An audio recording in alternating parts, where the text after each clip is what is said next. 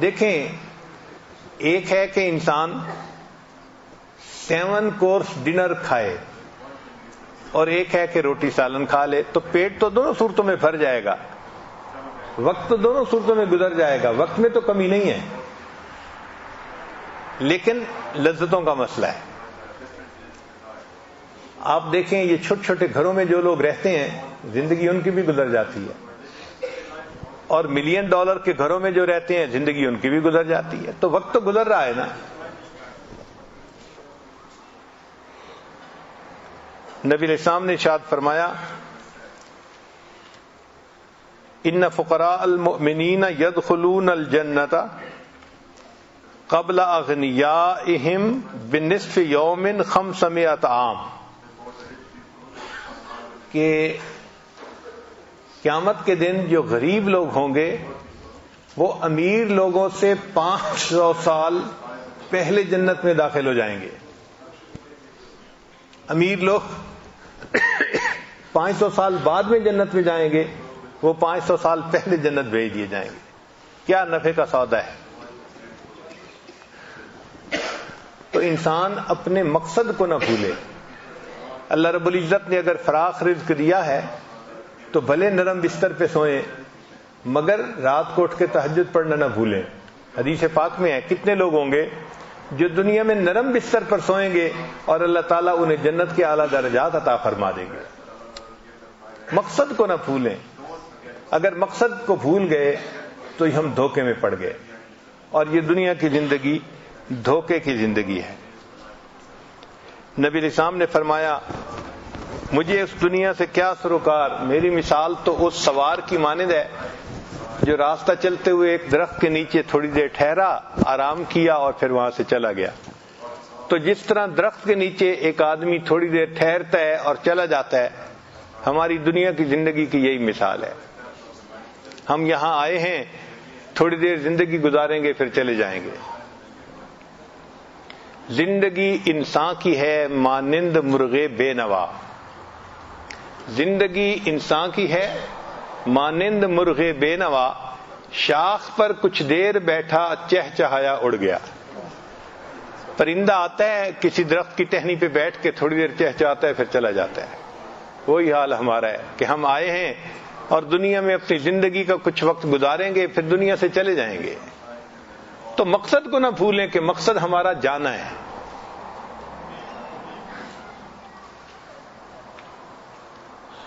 اسی لیے آج ہر باپ کو فکر ہوتی ہے میرے مرنے کے بعد میری اولاد کا کیا بنے گا۔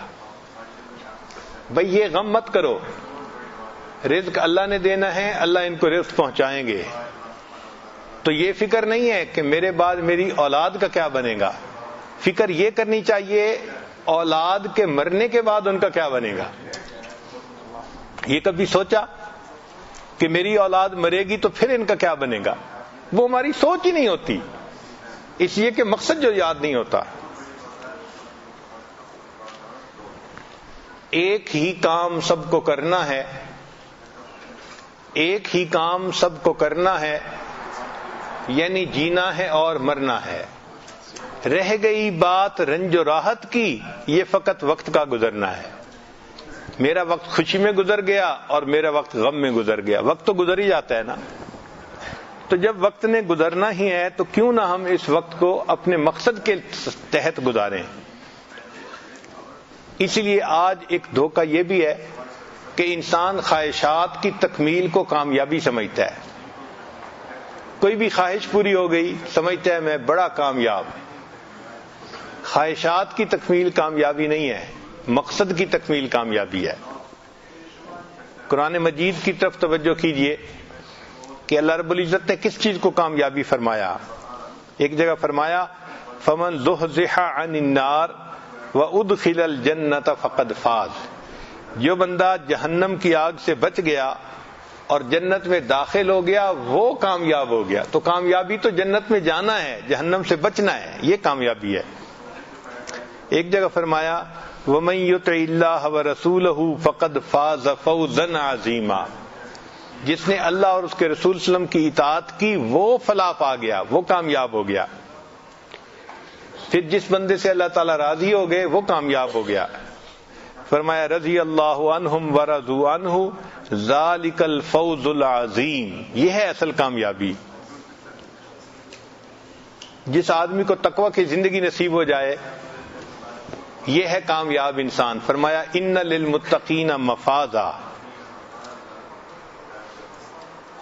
ایک جگہ فرمایا وَيَخْشَ اللَّهَ وَيَتَّقِي أُولَئِكَ هُمُ الْفَائِزُونَ.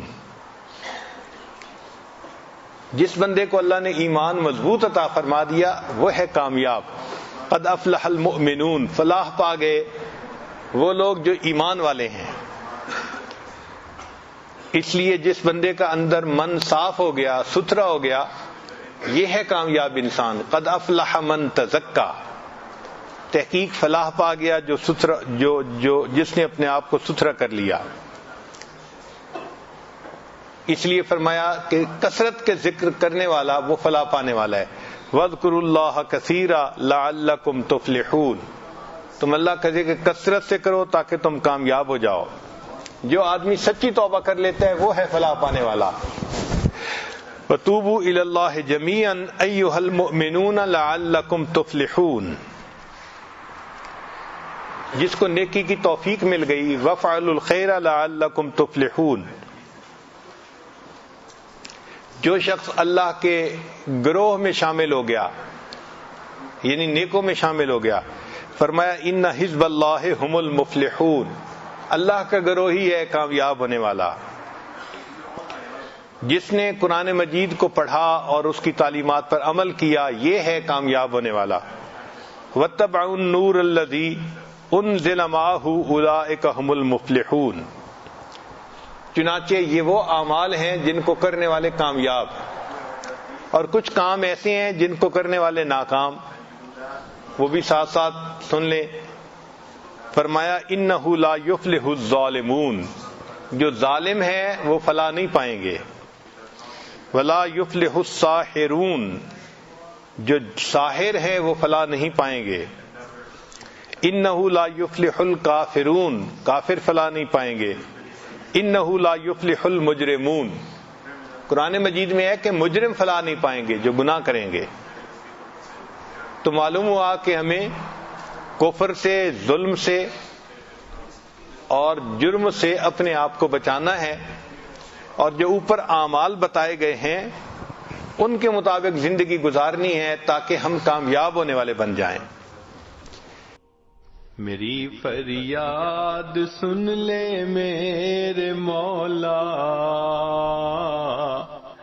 بنا لے اپنا بندہ دل بدل دے.